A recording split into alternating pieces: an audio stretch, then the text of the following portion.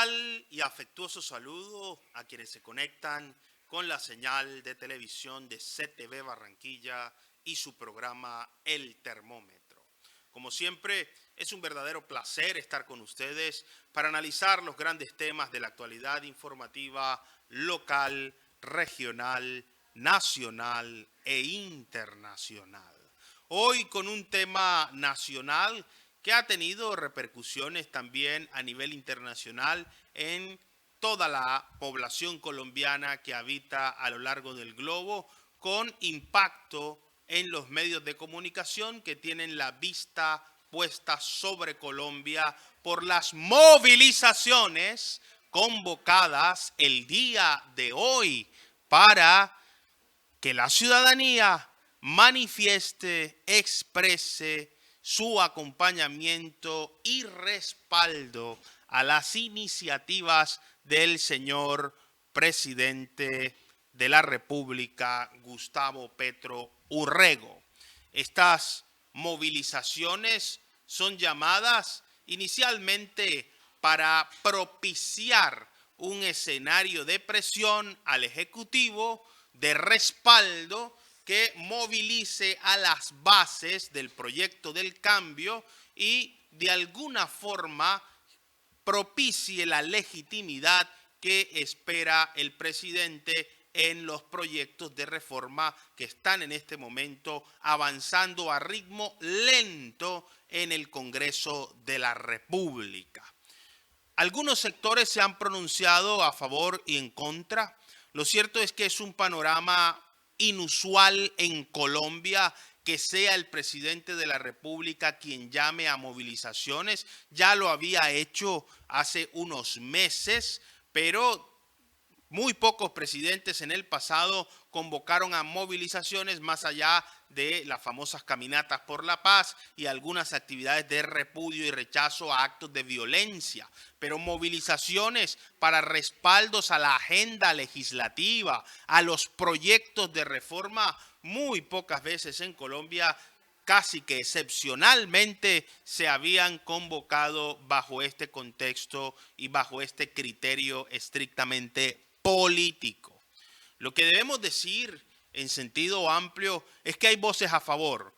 La movilización de los grupos simpatizantes con el presidente se desarrolla en medio de mucha alegría, optimismo, entusiasmo y una algarabía característica de ese frenesí que desata la actividad política. En Barranquilla particularmente, algunos convocantes a las movilizaciones hablan de un carnaval por la vida, por la paz y por las reformas. Otros cuestionan y llegan a denunciar que hay un supuesto financiamiento del Ejecutivo con algunas dádivas y estímulos a las movilizaciones. En Bogotá se reportan presencia de grupos indígenas provenientes de diferentes lugares del país, pero lo cierto es que ya estas marchas se adelantaron el día de hoy con una intensidad importante y hoy vamos a analizar cuál es el efecto de las movilizaciones en la política. Los movimientos sociales tienen el suficiente impacto, generan el eco pretendido por sus líderes de más allá de dinamizar y energizar el debate electoral, alcanzar objetivos específicos y comunes, en este caso la agenda legislativa. Para analizar este tema tenemos hoy un panel habitual de lujo y unos invitados muy especiales que desde diferentes ángulos y lugares del planeta nos van a ilustrar sobre cuál es el efecto, el impacto de las movilizaciones a favor de proyectos legislativos, específicamente de las reformas que impulsa el presidente de la República, Gustavo Petro Urrego. Desde Valencia, en España, nos acompaña Vicente Ferrer de Pellicer. Vicente Ferrer de Pellicer es abogado, consultor político, analista internacional, director para América Latina de la plataforma digital Demos. Doctor Vicente Ferrer de Pellicer, bienvenido al termómetro, muchas gracias por estar con nosotros y cuéntenos, ¿ha tenido eco esto de Colombia en la península ibérica? ¿Cómo abordan los medios y la opinión pública movilizaciones convocadas por el presidente de la República? Bueno, la verdad es que como aquí se está en medio de una investidura y en medio de importantes crisis política, pues no tanto, aunque sí que algunos pues empiezan a hacer comparaciones con el comportamiento del presidente en funciones, que en este momento está en la oposición de la investidura y con probabilidades de tener que volver a repetir elecciones, ¿no? Porque el comportamiento que está teniendo, pues bueno, es de despreciar el Parlamento, de mandar de responder al candidato que ha presentado el rey con él, en vez de con él, sino con un diputado de raso, etcétera. Entonces se están haciendo comparaciones precisamente por la utilización de una forma populista o de una forma de un sentido democrático cuestionable, ¿no? En este caso, el tema de las manifestaciones o del apoyo, presunto apoyo a lo que es forzar la maquinaria democrática. En el caso de en España, forzar unas amnistías inconstitucionales o incluso referéndums inconstitucionales. En el caso de Colombia, pues forzar algo que ya es propio de regímenes no precisamente democráticos, ¿no? De una forma abierta y llamar a la movilización para apoyar leyes y reformas sociales que siempre suelen ir en una dirección que es en un mayor estatalismo, un mayor control sobre la población y sobre la sociedad, en el caso de las diferentes cosas que han tenido pues bastante respuesta en cuanto a oposición en el Parlamento, en el Congreso, en el caso de Colombia, ¿no?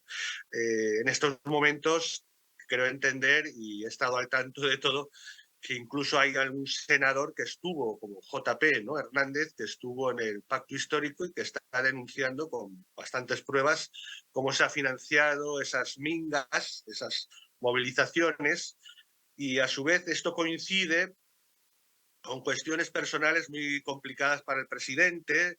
Parece ser que su hijo ya no va a colaborar con la fiscalía, parece ser que hay por ahí unas escuchas de Casanare, que seguro que algunos de nuestros invitados nos van a explicar mejor. Así que es una situación sin duda en comparación que tiene ciertas similitudes en cuanto a la complejidad política y en cuanto a la percepción de crisis, sobre todo de comportamiento, de cuál es la moral o la ética del comportamiento de la dirección política del país, ¿no? Esa dirección política del país que en este momento tiene a la imagen del presidente muy afectada, debilitada su legitimidad, su respaldo popular, su percepción favorable. Se habla, según un promedio de encuestas a nivel nacional, que la popularidad del presidente o el nivel de aprobación y de respaldo de la ciudadanía está alrededor del 32% y algunas encuestas, la más optimista y favorable al presidente, habla de 34%. Lo cierto es que el promedio está entre el 30 y el 34 a un año y unos meses de haber accedido al poder en el Palacio de Nariño. Desde la Ciudad de México se conecta con nosotros el doctor Pedro Aguirre.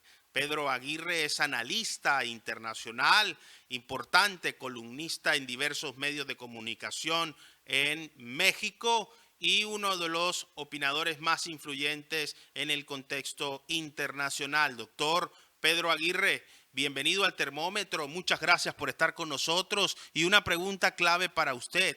¿Movilizar a la gente tiene un efecto electoral, social o político? ¿Favorece la gobernabilidad, la gobernanza o las movilizaciones lo que despiertan más es un sentido emocional y emotivo? Hola, ¿qué tal? Buenos días desde acá, desde la Ciudad de México, a nuestra querida Colombia, Barranquilla. Gusto nuevamente de estar con todas y todos ustedes. Bueno, mira, eso del fenómeno de apelar a la calle cuando no se tiene la suficiente fuerza institucional o partidista o presencia en el Parlamento para hacer aprobar leyes y disposiciones, pues es un recurso muy populista. Este fenómeno populista ha surgido a lo largo de todo el mundo en una segunda ola. Recuérdese la primera con el general Perón en Argentina, con Getúlio Vargas en Brasil y otros dirigentes a lo largo de América Latina.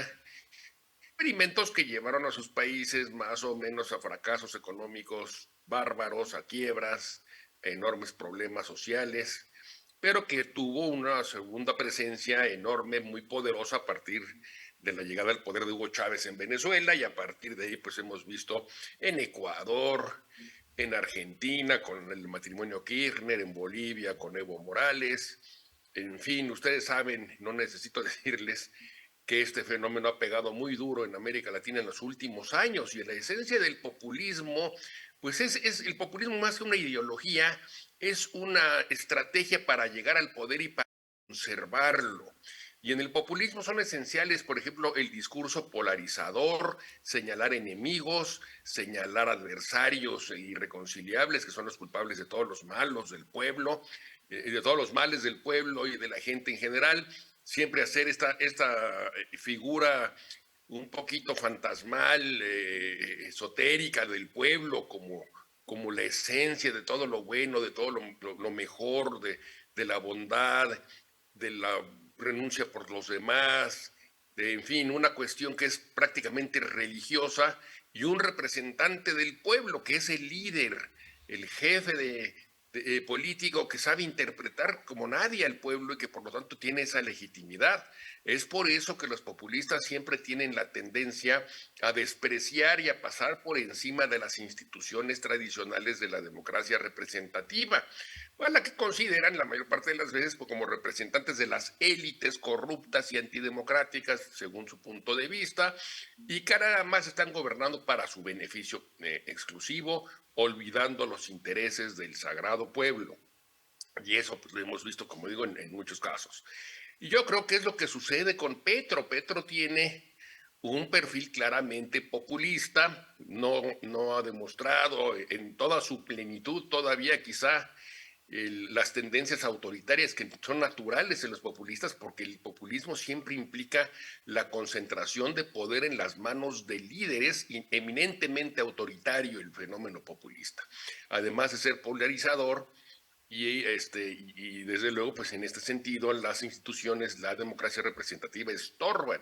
Hay un binomio indisoluble, líder, pueblo, pueblo, líder. El líder es el que sabe, el que interpreta, el que representa al pueblo mejor que nadie. Lo demás, pues son engaños, son trampas de las élites. El problema que tiene Petro es que ganó las elecciones en Colombia en una segunda vuelta que estuvo muy reñida. No cuenta con una mayoría en el Congreso de Colombia, tiene una prensa muy crítica, unas instituciones que siguen estando muy fuertes, muy vigentes, y por lo tanto no le sucede lo que le pasa a López Obrador en México. López Obrador pues es un populista también clásico, que llega al poder con un discurso muy polarizante y que se vende ante la gente, ante el electorado, como el verdadero representante, el intérprete genuino de lo que es el pueblo. Y que por lo tanto los partidos, las instituciones que mandó al diablo alguna vez famosamente el presidente de México, el diablo a las instituciones, gritaba cuando todavía era candidato, y vaya que si las han mandado al diablo. Pero esa es la esencia del populismo. Todas esas instituciones son para las castas, para las élites, y el que debe de interpretar al pueblo directamente es un solo personaje superdotado, hipersensible, patriota, que es el líder, en el caso de México, López Obrador.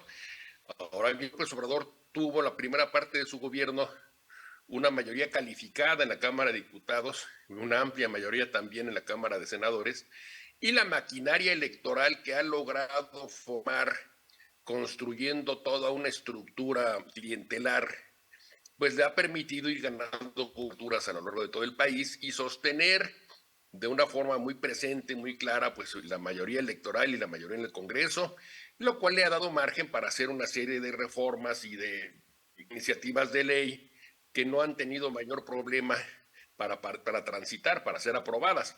Ya en la segunda parte perdió esta mayoría calificada en el Congreso, aún la tiene una mayoría absoluta, más del 50%, pero ya con eso no puede hacer reformas constitucionales, y eso le impidió, por ejemplo, hacer una reforma a fondo al Instituto Nacional Electoral de México, que hubiera sido mortal, fatal para la vida democrática del país, pero todavía tiene esa mayoría. Ahora bien, a pesar de que tiene esta mayoría en el Congreso, de que ha podido transitar en muchas de sus iniciativas de ley y de sus proyectos, algunos de ellos faraónicos, un tren, un gran aeropuerto, una refinería, en fin, todo lo ha podido hacer gracias a esta mayoría, a esta presencia política que va ampliando en los estados, en los gobiernos locales. Pero a pesar de eso, y a pesar de que su popularidad sigue siendo muy alta, de alrededor del 60%, yo estaba oyendo la popularidad de Petro que se ha caído en picada. Eso no sucede en México, aquí el presidente sigue siendo muy popular y, repito, ha logrado construir un andamiaje electorero clientelar muy eficaz. Pero a pesar de eso, él muchas veces siente la necesidad de apelar a la gente, de apelar a la calle. Uno pensaría que un presidente, pues más bien debería dedicarse a gobernar, a tomar decisiones, a enfrentar los problemas, y no tanto a seguir siendo un líder de calle. Pues eso lo hace un líder de la oposición o los candidatos cuando van a la campaña. Pero en México, como en otros países gobernados como populistas, tenemos un estado de campaña permanente en México, porque tenemos en el presidente, no al presidente de todos los mexicanos, sino al líder de su partido, de sus seguidores. No se concibe como presidente de todos nosotros, como lo hacen los populistas. Él es el hombre del pueblo, el líder del pueblo, y es por eso que, a pesar de la popularidad de la mayoría en el Congreso, de la mayoría en los estados, de repente sienten la necesidad de apelar al pueblo. Y entonces tenemos en México que hace movilizaciones muy seguido, llena el Zócalo, la plaza central aquí en la Ciudad de México, la llena hasta que no cabe un alfiler. Desde luego la llena pues a base de movilizaciones que le cuestan al erario público mucho dinero, pero eso no le importa. Lo que quiere es ver siempre el Zócalo lleno. Constantemente da informes de gobierno más allá de los que está obligado a dar cada año, y entonces con ese pretexto llena el Zócalo. Y de repente hacen las llamadas AMLOFest, en donde cita a la gente a hacer una fiesta en el Zócalo, a reiterarle su apoyo al gobierno, y tenemos otra vez al Zócalo hasta el tope. Y sobre todo cuando la oposición ha logrado tener movilizaciones más o menos numerosas o fuertes. Ya ha habido un par de ocasiones, en una de ellas la oposición le llenó el Zócalo, justamente una manifestación de defensa del Instituto Nacional Electoral llenó el Zócalo. Pues bueno, López Obrador no toleró que a su Zócalo lo invadiera la oposición, y inmediatamente convocó a una manifestación monstruo para demostrar: aquí el Zócalo es mío y el que junta a la gente soy yo. Eso sí, gastándose un dineral del erario público, etc. Pero es entonces un perfil clásico del populismo: apelar directamente al pueblo, demostrar que los partidos y los congresos simplemente defienden a las élites y a las castas políticas, y de que aquí lo que hay que defender es a un líder que sí sabe y que está compenetrado con las necesidades genuinas del pueblo. Y es por eso que hacen este tipo de movilizaciones, de manifestaciones, de llenar las calles, con el propósito de demostrarle a partidos, a los diputados, a la gente en general, que el pueblo son ellos, que las élites están boicoteando y trabajando en contra de los intereses reales de la gente. Y bueno, pues es una cuestión, desde luego, muy lejana a lo que una democracia liberal debe tolerar o debe permitir. No creo que ayude nada en la consolidación democrática de nuestros países. Yo creo que es el caso del presidente Petro. Quiere apelar a la gente, demostrar que sigue siendo popular. Ha tenido muchos problemas, ustedes lo saben mejor que yo: escándalos con su hijo, reducción de la popularidad, confrontaciones con ciertos sectores políticos, algo de desorden en su gabinete y la impopularidad. En fin, todos estos temas lo están debilitando, y la única forma que él siente que puede mantener todavía alguna presencia, alguna influencia, es esta apelación directa al pueblo. Y bueno, pues en el caso de Petro, no sé qué tanto le resulte, habida cuenta de su impopularidad y de que su situación pues no es tan boyante como la que tiene López Obrador aquí, que tiene, como les decía yo, una serie de ventajas todavía muy, muy importantes. Pero bueno, pues es populismo puro, el apelar directamente a la calle y el mandar el mensaje, el representante del pueblo genuino soy yo, aquí está la gente para demostrarlo, y vean cómo lleno las plazas, y los partidos y los medios de comunicación críticos y todo lo demás son pues la burguesía, la oligarquía, las castas, etcétera.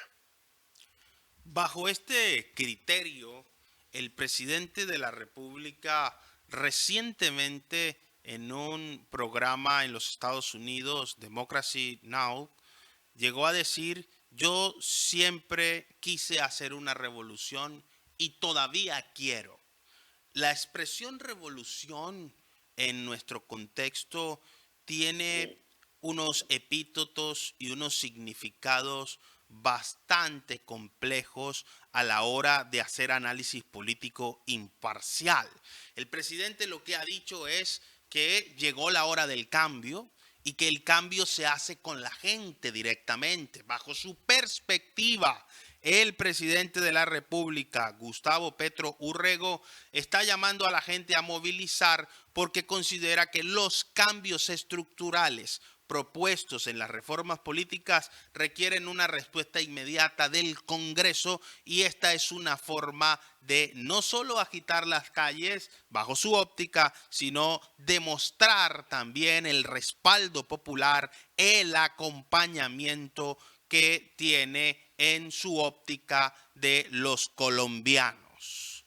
Doctora Jennifer Barreto Leiva, que se conecta con nosotros desde Caracas, en Venezuela, es un país que tiene una amplísima experiencia en movilizaciones, tanto de la izquierda como de la derecha. El expresidente Hugo Chávez y el actual presidente Nicolás Maduro permanentemente están llamando a las calles a expresar respaldo popular a sus iniciativas, a sus militantes, y la oposición últimamente ha dejado atrás esa estrategia de movilización que le fue característica principalmente en los últimos 10 años, con muertes violentas en las calles, actitudes que iban de respuesta y de reacción de choque, con el uso inclusive no solamente de gases lacrimógenos, sino también de armas letales, denunciaban algunos organismos de derechos humanos a nivel internacional. La doctora Jennifer Barreto Leiva es abogada, periodista, consultora internacional y directora de la plataforma digital Política en Faldas desde Caracas. Doctora Jennifer Barreto Leiva, las movilizaciones en política producen los efectos inicialmente queridos, tienen objetivos de garantizar respaldo, aprobación, acompañamiento y mejorar la popularidad de los líderes, o destruirla en el caso de las movilizaciones de quienes le resisten o se oponen al gobierno de turno. Las movilizaciones, cuando se trata de la ciudadanía, y aquí es donde viene la diferencia, por ejemplo, en el caso de Venezuela, que ciertamente tanto oposición como oficialismo era muy característico hasta hace no mucho que se diera lugar a este tipo de manifestaciones. Cuando se trata de ciudadanía es porque hay descontento. Cuando se trata de política o del gobierno es porque intentan demostrar poderío, intentan demostrar control, intentan demostrar que hay en efecto aprobación de la gestión realizada. En el caso de Colombia, definitivamente es una necesidad de demostrar poderío, una manifestación, una movilización que está siendo pagada con los impuestos de los ciudadanos en un momento donde la administración Petro tiene un porcentaje, el más alto hasta ahora, de desapruebo de su gestión. Me recordó muchísimo las movilizaciones que hacía el chavismo, no solamente porque eran movilizaciones pagas, sino porque además en el carácter de populismo que tienen estos gobiernos o regímenes de izquierda, siempre buscan traer los grupos minoritarios para completar la ficha de la representatividad de las minorías. Y aquí es donde viene a entrar a juego las poblaciones indígenas, que son una parte muy importante de esta movilización que se está dando, que además tiene un nombre que la persona que haya hecho la estrategia de esto fue terrible, porque hablan de movilización por la vida como si se tratara de una manifestación pro vida, una cosa que no tiene absolutamente nada que ver con lo que se intenta demostrar en esta movilización que va a tener lugar en Colombia. Estas son manifestaciones, como ya lo han descrito antes, son muy propias del populismo, son muy propias de administraciones que están con altos índices de desaprobación, que intentan de una forma desesperada demostrar que hay en efecto cariño, que hay reciprocidad ciudadana, que la ciudadanía está contenta. Con esto lo que están demostrando es que ciertamente las cifras que se tienen en conocimiento del descontento ciudadano son ciertas. Hasta ahora se ha alcanzado el punto más álgido, a pesar de que los estudios sociales están hechos con cierta cercanía, pero esto no es otra cosa sino que un gran indicativo de debilidad y de que Colombia pareciera estar despertando, porque se han dado cuenta en el corto tiempo que ha llevado esta administración, que ha llevado a la velocidad de la luz todos los planes revolucionarios que en efecto se plegan totalmente a las mismas políticas y las mismas estructuras que tuvo el chavismo en su momento. No están mostrando otra cosa sino que una gran debilidad y reforzando el carácter populista que desde el día 1 ha tenido esta administración. El presidente de la República habitualmente ha demostrado una sensibilidad a los clamores populares y recientemente acaba de manifestar que en su gobierno no existirán licitaciones con un solo proponente, refiriéndose a la adjudicación que debe hacer la Cancillería a una firma que realice la expedición de pasaportes. Esto llevó a la Cancillería a declarar desierta esa licitación que tenía un solo proponente, y el presidente ha dicho que se respetarán las condiciones bajo sus términos de la participación eficaz con un escenario amplio.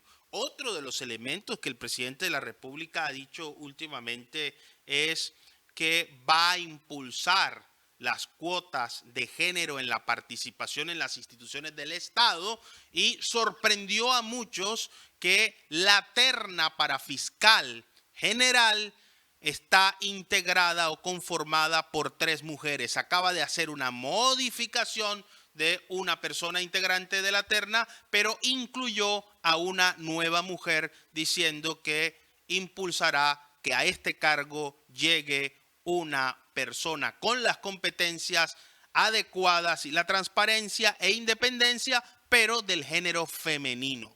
Doctor Luis Arturo Ramírez Roa, usted se encuentra en los hermosos llanos orientales de Colombia, en el departamento del Casanare, con una visión muy amplia del país. El doctor Luis Arturo Ramírez Roa es abogado, ingeniero industrial, analista, conferencista, investigador internacional con estudios doctorales, y es el presidente del Colegio de Abogados de la Orinoquía colombiana. Para ilustrar a nuestra teleaudiencia, ¿cómo ve usted estas movilizaciones? ¿Cuál es el propósito, el sentido, la intencionalidad, el mensaje del presidente de la República en este contexto tan polarizado de la democracia en Colombia? Gracias, muy buenos días. Un saludo muy especial a nuestros hermanos de España, México y Venezuela que nos acompañan acá en esta mesa. En primer lugar, yo creo que es importante mirar que todas estas manifestaciones que se han venido dando a través de los siglos, porque esto no es de ahora, sino incluso desde Paleocristo, empezó su campaña, pues ya era, digamos, las movilizaciones cristianas. Pero por el otro lado también tenemos, que yo creo que los países latinoamericanos, y más que todo, digamos, la parte suramericana y centroamericana, han entrado en un escenario de una crisis institucional muy importante. Y esa crisis institucional se ha venido generando por muchos factores. Generalmente, yo creo que una de las cosas que más ha generado crisis en nuestros países ha sido algo que es peor que el cáncer, la corrupción.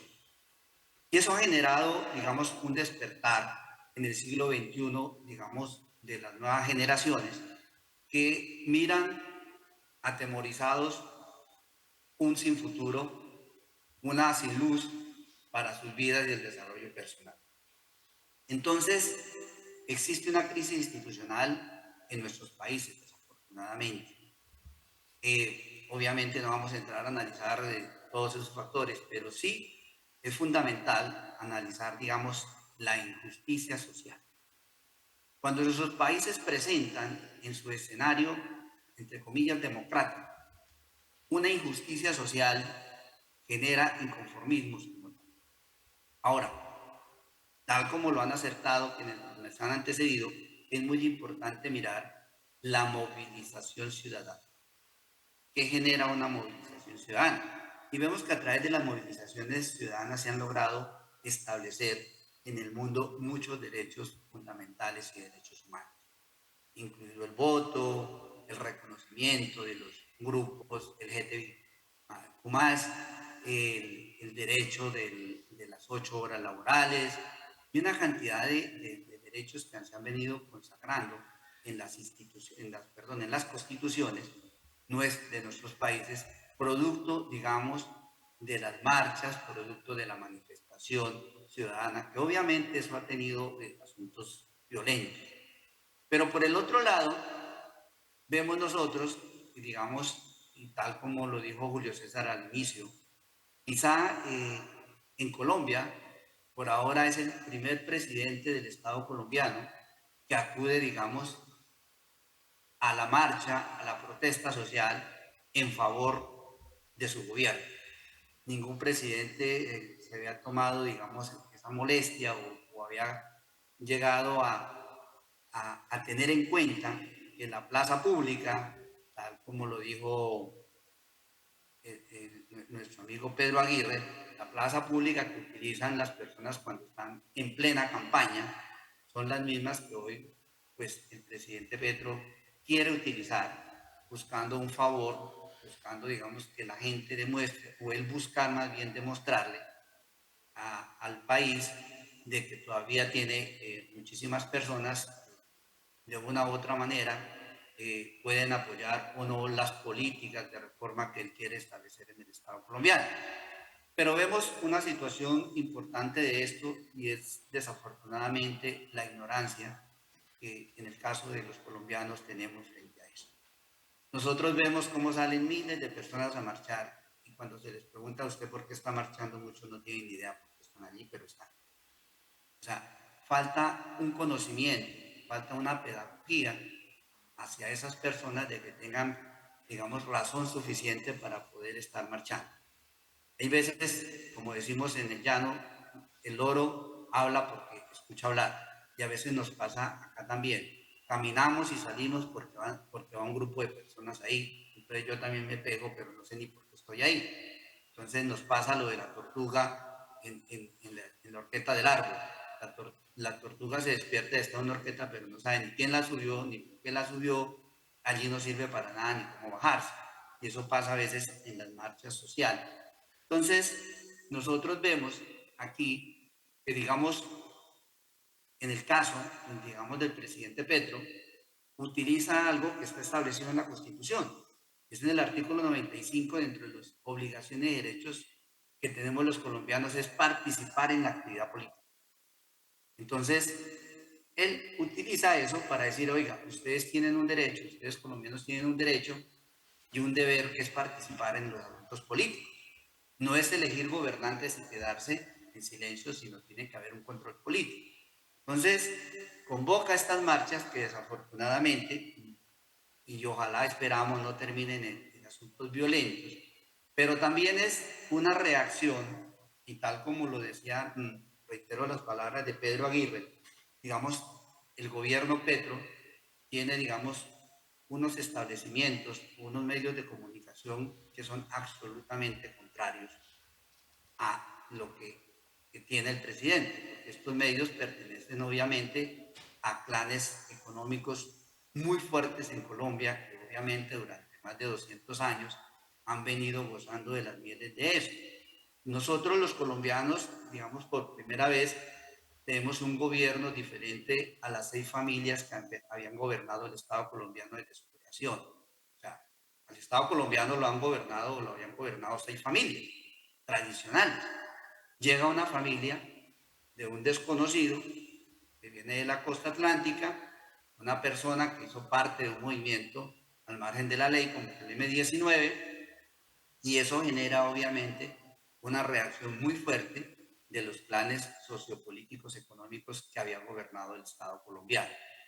Y todavía, digamos, en un año de gobierno, o sea, no puedo decir que las instituciones, que muchos, digamos, que están en esas instituciones del Estado, todavía hacen parte muy importante de esos planes tradicionales. Entonces se genera un choque bastante importante frente a esas situaciones. Y lo otro, que posiblemente, efectivamente, el presidente Petro ha cometido unos errores en su estabilidad de gobierno. El hecho, digamos, del cambio de ministros durante un año de manera contundente y sustancial, eso genera inestabilidad en el gobierno. Entonces, esa situación, y desafortunadamente, yo todavía no me explico por qué los liderazgos políticos siempre llevan esa una confrontación del ciudadano de a pie. Cuando la política, sus fines y objetivos no es la confrontación. La democracia tampoco su fin y su objetivo es la democracia. Los estados sociales y de derecho, tal como lo establece la Constitución nuestra, no, el objetivo no es la confrontación. Pero estos liderazgos políticos logran subirse allí y establecer desde ese escaño, de una u otra manera, una serie de seguidores que terminan, como siempre, enfrentándose entre ellos. Y eso genera una polarización que de todas maneras, desde mi punto de vista, no debería existir. Todos los seres humanos tenemos unos objetivos casi comunes: tener una vida digna, tener salud, tener educación, tener desarrollo integral. Hoy en día que se habla tanto del desarrollo sostenible, todos, yo creo que sin excepción buscamos eso. Lo importante aquí es cómo lo logramos, cuál es el camino y a través de qué, cómo, cuándo y con quién. Eso, desafortunadamente, para los estados, en el caso nuestro, suramericanos sobre todo, y también parte centroamericana, tenemos una confrontación social. Y esa confrontación social, ¿quién la genera? Entre comillas, nuestros líderes políticos. Nadie más. Uno ve, por ejemplo, y valga las comillas acá, en este momento nosotros estamos en Colombia en elecciones regionales. Entonces, vamos a elegir el 29 de octubre gobernadores, alcaldes, diputados, concejales y ediles. Y ustedes vieran la confrontación que hay entre los ciudadanos en un municipio, donde hasta se mata, donde hay una situación muy caótica en este momento, y todo por la confrontación política. Y más que todo eso, de una u otra manera, aunado a la confrontación que hay internamente en el Estado colombiano. Yo, con todo respeto de ustedes, yo no soy amigo ni de hablar ni de derecha ni de izquierda. A mí me parece que esos términos ya están mandados a romper. Yo pienso que esos términos de hablar de derecha y de izquierda y centroderecha y ultraderecha, lo único que genera es más polarización.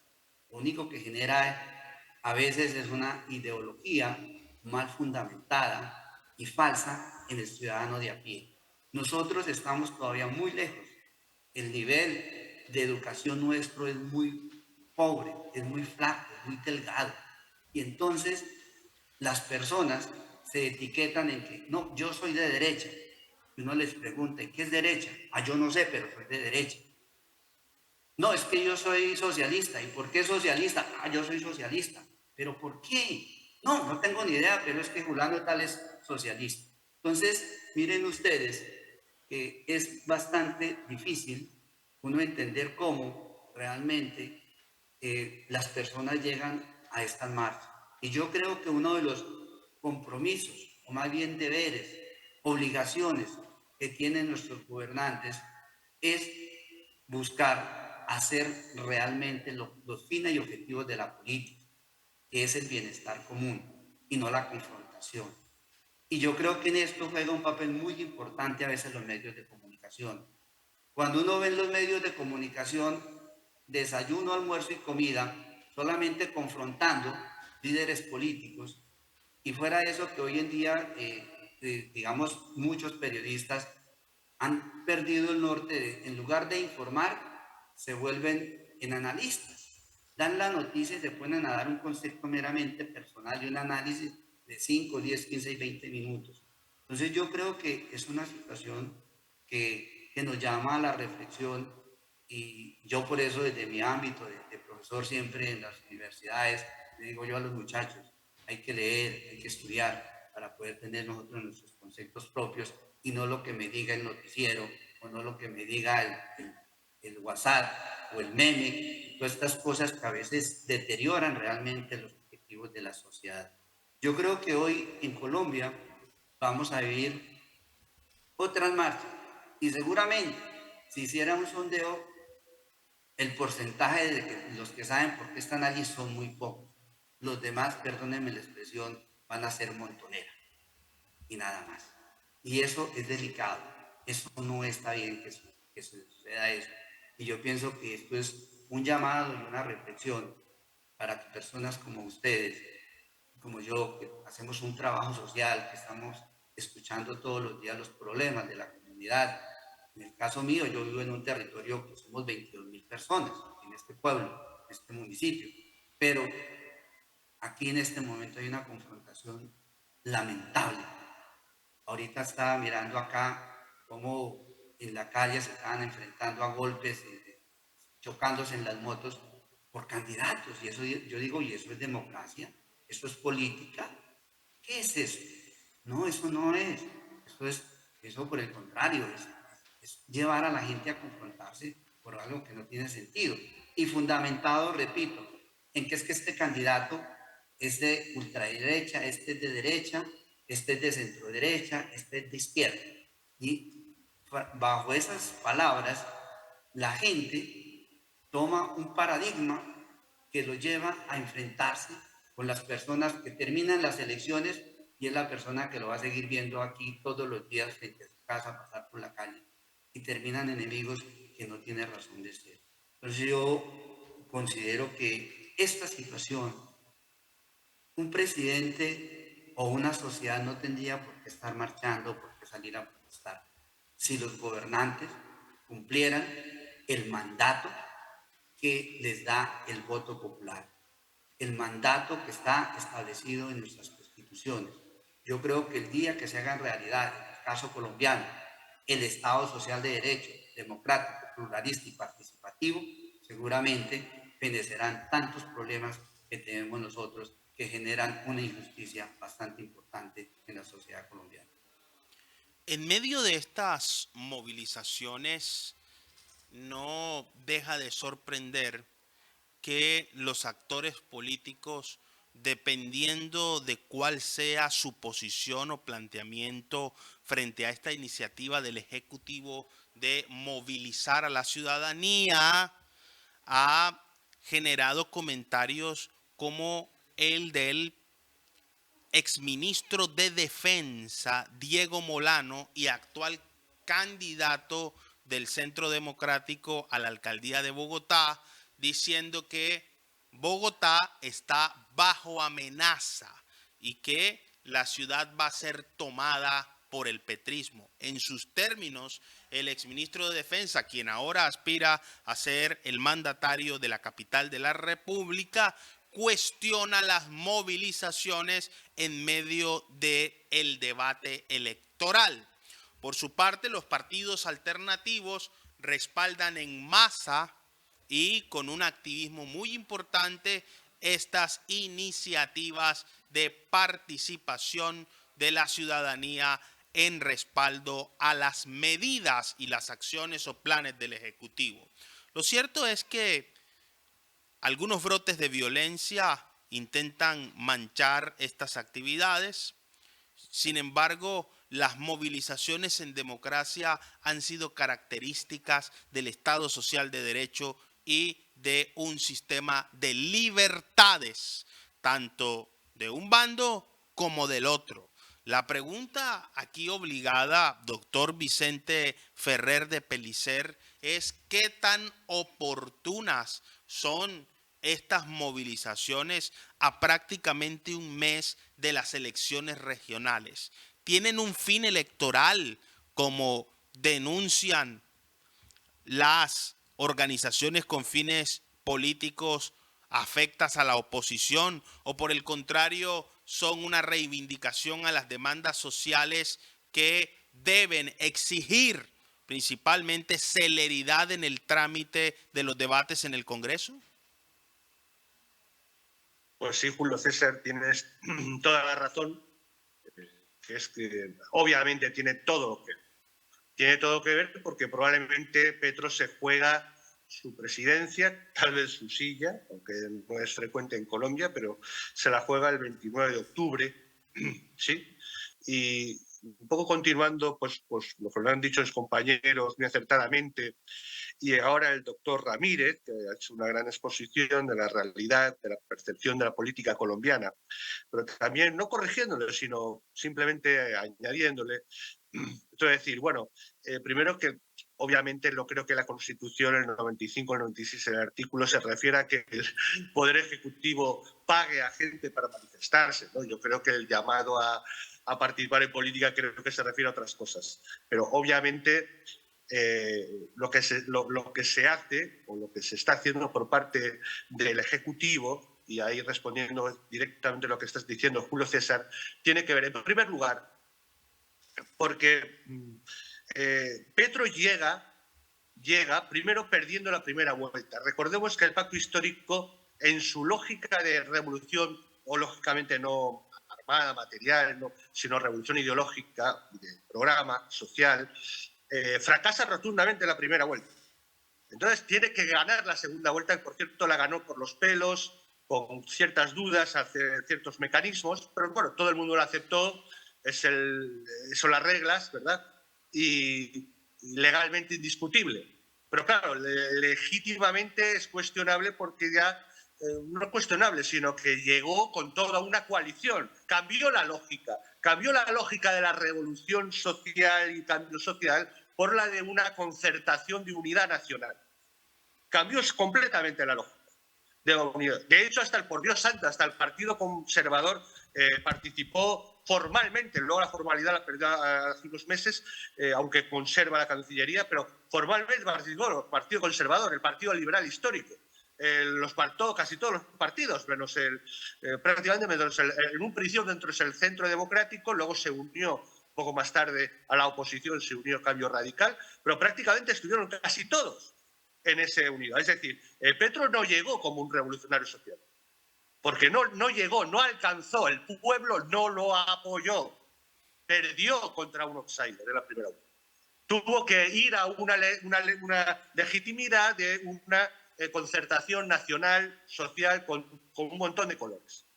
Bien, a partir de cierto mes, a partir de principios de este año, digamos que Petro se atreve a ir hacia adelante y se atreve a cortar con buena parte de esa coalición. Recordemos que no tiene legitimidad realmente desde el punto de vista democrático para imponer grandes cambios. Por la sencilla razón, empezando, como muy bien decía el doctor Aguirre, porque Petro no es Andrés Manuel López Obrador. Morena no ganó abrumadoramente, es decir, Morena sí ganó abrumadoramente las cámaras mexicanas, pero abrumadoramente, no solamente con mayoría absoluta, que ya quisiera Petro, sino con mayoría cualificada, al menos, como ha dicho muy bien, en los 2 primeros años. Los 2 segundos tampoco, pero bueno, todavía tiene mayoría. No, Petro ni en broma. Petro llegó con una coalición apenas que perdió la primera vuelta y en la segunda vuelta tuvo que unirse nada menos de todos los partidos. Entonces, perdiendo esa legitimidad prácticamente de imponer un programa, porque la ha perdido, se da la circunstancia en la que ahora empieza a intentar presionar desde la calle con dinero público y tiene algunos problemas y sabe que en el fondo, y esto es desde una hermenéutica, digamos, coyuntural, en cuanto a Colombia, se la juega ese 29 de octubre en la que hay pues bueno,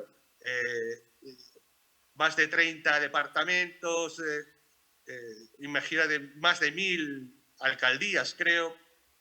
En fin, se juega gran parte del poder territorial y se juega su futuro político, sin duda, en esas elecciones, muy probablemente.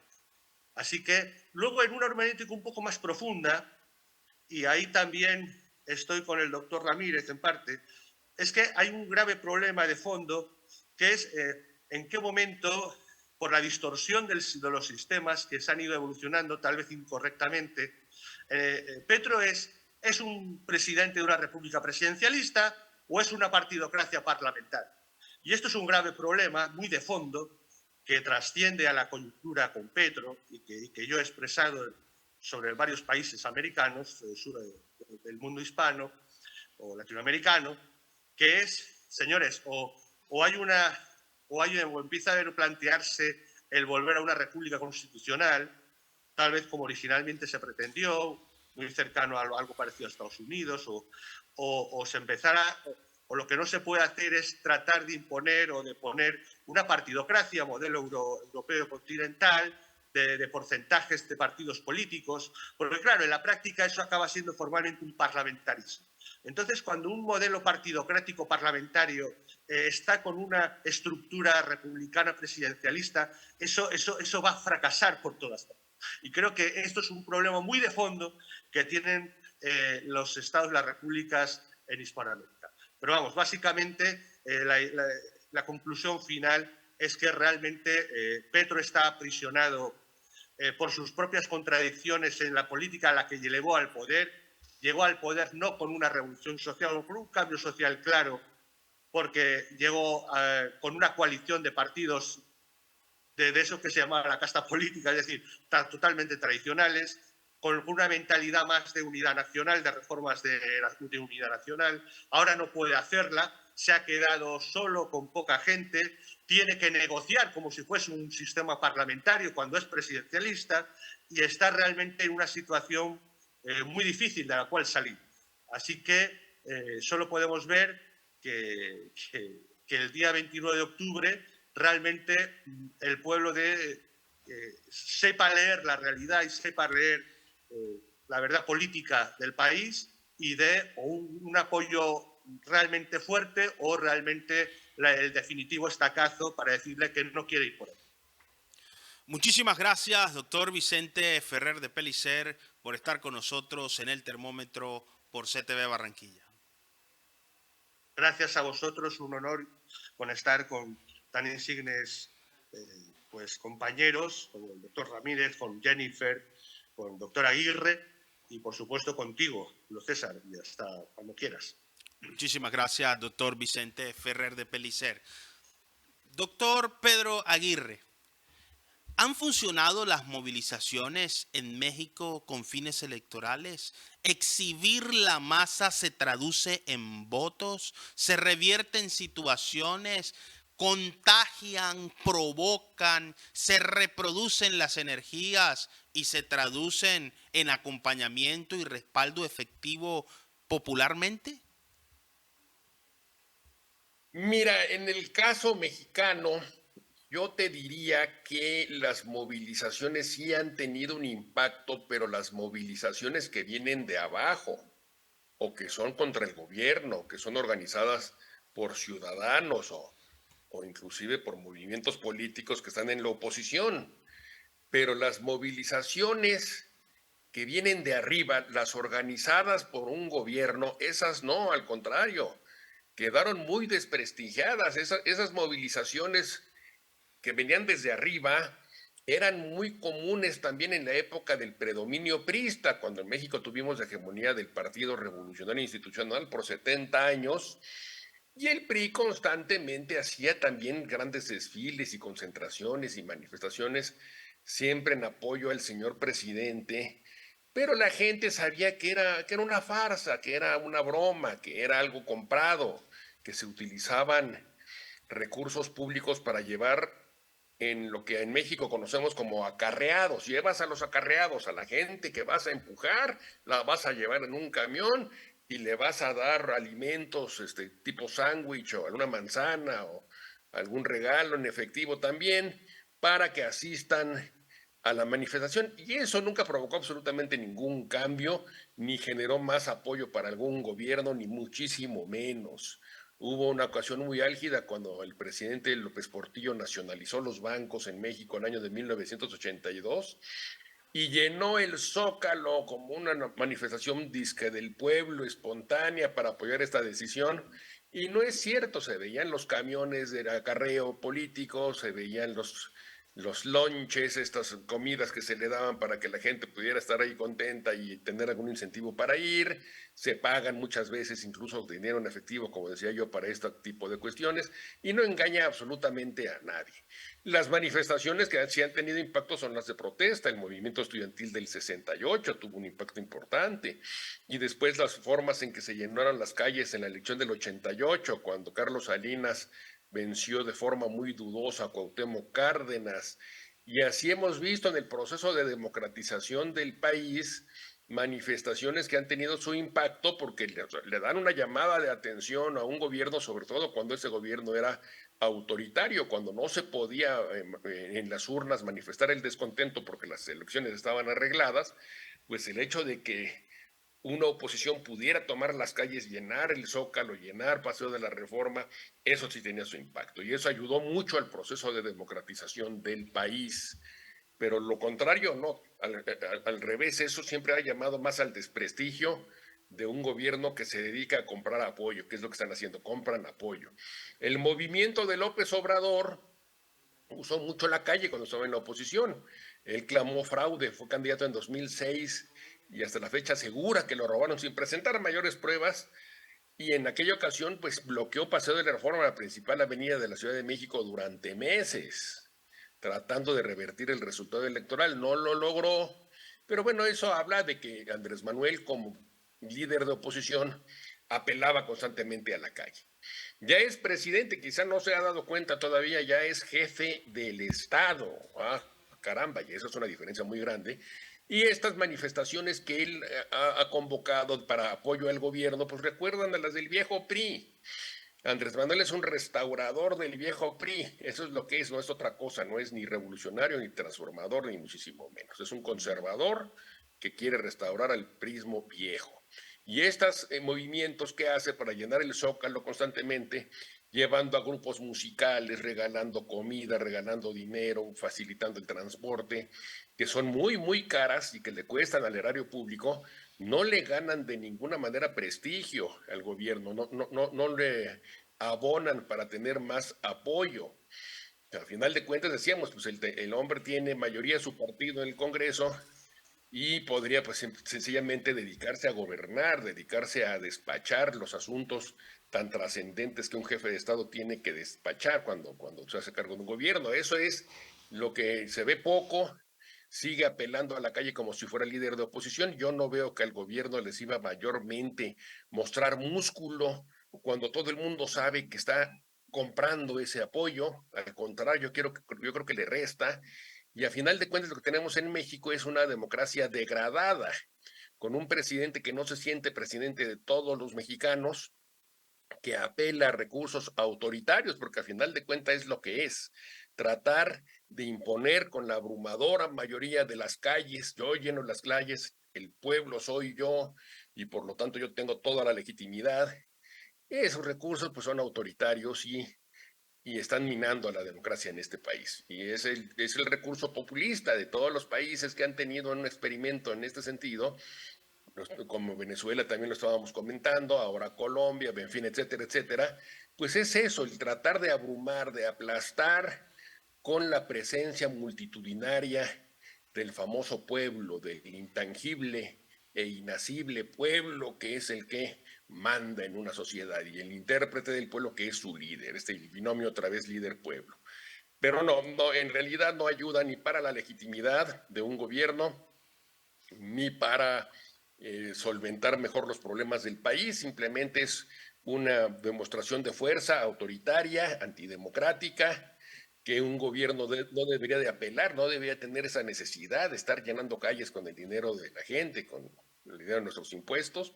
Pero bueno, esas son nuestras realidades, gobernantes muy deficientes, polarizantes, que viven de enfrentar a las sociedades y que tienen mucha incapacidad muchas veces para llegar a acuerdos amplios, para tener negociaciones eficaces con el resto de las fuerzas políticas de un país. Lo primero que deben de entender es que ellos no representan a todo el país, representan a un sector. Qué bueno que Colombia tiene un gobierno progresista, eso dijimos mucho en México. Qué bueno que en un país como el nuestro, que tiene tantas desigualdades y que, como se decía, pues ha sido botín de algunas pocas familias, tiene alguna oportunidad ahora de mejorar su situación de desigualdad social, pero también debe entenderse que ese triunfo no fue abrumador, ni fue, como decían también ustedes muy acertadamente, no fue producto de una revolución, de una sonada revolucionaria definitiva, sino que fue producto de una muy cerrada competencia electoral y de que por lo tanto el jefe de Estado tiene que asumir esa realidad y entender que tiene que negociar, que tiene que pactar, que tiene que escuchar y no simplemente menospreciar a quien no piensa como él, como si fueran oligarcas y sectarios y aristócratas, todos ellos. Ese es el problema, que tienen una mentalidad muy bipolar, muy maniquea, buenos contra malos. Los que no piensan como yo son malos porque son los ricos, son los élites, son los aristócratas, son los enemigos del pueblo, y yo soy el pueblo, soy bueno, por lo tanto. Entonces, esa mentalidad populista que está muy arraigada en dirigentes como los nuestros, es antidemocrática desde luego y es muy difícil de desarraigar, pero bueno, es con lo que nos toca vivir. ¿Y qué le vamos a hacer? Muchísimas gracias por estar con nosotros, doctor Pedro Aguirre, desde el DF en México. Gracias a ustedes. Doctora Jennifer Barreto Leiva, hoy ha subido la temperatura y el tiempo también ha pasado muy rápido. Por favor, si podemos sintetizar y responder esta pregunta. ¿Las movilizaciones capitalizan los descontentos, la indignación y se traducen en respaldo popular? ¿O por el contrario no son más que agitación de emociones sin efectos políticos? Dependiendo de quién venga, va a tener ese efecto, pero ciertamente capitalizan, y si son usadas de manera inteligente, capitalizan el descontento. Pero en esta oportunidad, pues como hemos descrito cada uno a nuestra forma, son solamente demostración o intento de demostración de poderío de una aceptación que no es tal en este momento en particular que está atravesando Colombia, donde esta administración está en el índice más alto de descontento y desaprobación de la gestión. Muchísimas gracias. ¿Y ese color azul es demócrata o es de un nuevo tiempo? De ninguno de los dos, de Provida. Muchísimas gracias por estar con nosotros, doctora Jennifer Barreto Leiva. Un gusto como siempre y Dios mediante nos vemos en 7 días. Así será. Doctor Luis Arturo Ramírez Roa, ha transcurrido el tiempo, pero esta movilización le dará el respaldo popular que necesita el presidente de la República y va a ejercer presión sobre el legislativo para aprobar rápidamente las reformas que adelanta el gobierno? A ver, yo pienso que no. O sea, acudir a estas movilizaciones, de pronto con un objetivo de demostrar poder o demostrar apoyo ciudadano, es equivocado. Tal como lo han dicho que me han antecedido, las movilizaciones sociales, cuando devienen del poder ciudadano natural, tienen un impacto importante en los gobiernos. Mientras tanto, se nos convierte más bien en más polarización. Y yo creo que quienes me han antecedido hay una cosa muy importante que la he podido yo aquí concluir en 3 cositas.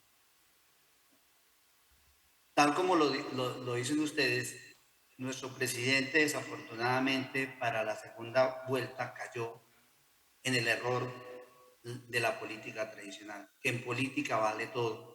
Y si hay que hacer pactos con el diablo, los hacemos, pero vamos tras el poder. Y lo otro es que efectivamente un ciudadano, cuando es elegido a un poder por voto popular, debe entender el cargo o el cambio de estatus, que ya no es un ciudadano, sino es un mandatario. En el caso nuestro, Petro debe entender que él es el presidente de Colombia y tiene efectivamente que entender eso y actuar como presidente de Colombia.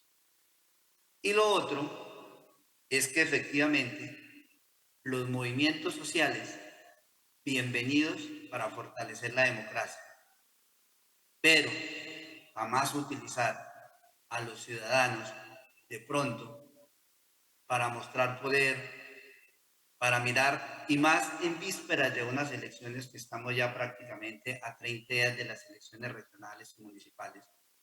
Esto va a generar y está generando mucha polarización. Qué lástima, pero desafortunadamente así somos en Colombia también. Muchas gracias. Doctor Luis Arturo Ramírez Roa, por estar con nosotros en el termómetro por CTV Barranquilla, y saludo a esa hermosa tierra llanera en la que tiene usted el privilegio de vivir. A usted muy gentil y un abrazo llanero para todos ustedes los que hemos estado en esta hermosa mesa de trabajo. Muchas gracias por sus conocimientos, muchas gracias por sus apreciaciones.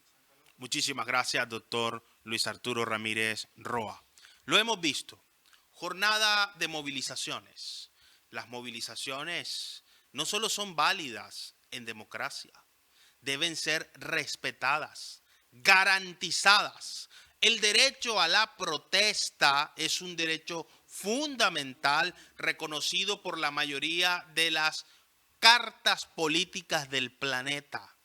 Manifestarse, expresarse, movilizarse para acompañar, aceptar, rechazar o repudiar políticas públicas es un elemento de la democracia participativa, pero estas deben desarrollarse en paz, con el respeto y la consideración de la diferencia, de la tolerancia debida a quienes piensan distinto a nosotros. La democracia es el sistema que permite la participación, siempre y cuando se respeten las normas a cabalidad y el espíritu propio de la libertad de expresión y de opinión sea el que impere más allá de las diferencias que podamos tener. Las movilizaciones, si van dirigidas a manifestar apoyo y respaldo al gobierno, tienen también un derecho legítimo que debe ser respetado y reconocido. Lo que no se puede permitir es que estas movilizaciones tengan otro tipo de intereses, clientelistas, electorales, económicos, particulares, y mucho menos, como están denunciando algunos organismos, que se utilicen recursos del erario para patrocinar este tipo de movilizaciones. Esperemos que eso no sea cierto y que sea solo un señalamiento sin evidencias contundentes por el bien de nuestra democracia. No olvidemos nunca esto. No existe yo sin nosotros. Lo mejor de todos para ti y lo mejor de ti para todos. Muchísimas gracias por estar con nosotros en el termómetro por CTV Barranquilla. Nos estamos viendo en todas partes.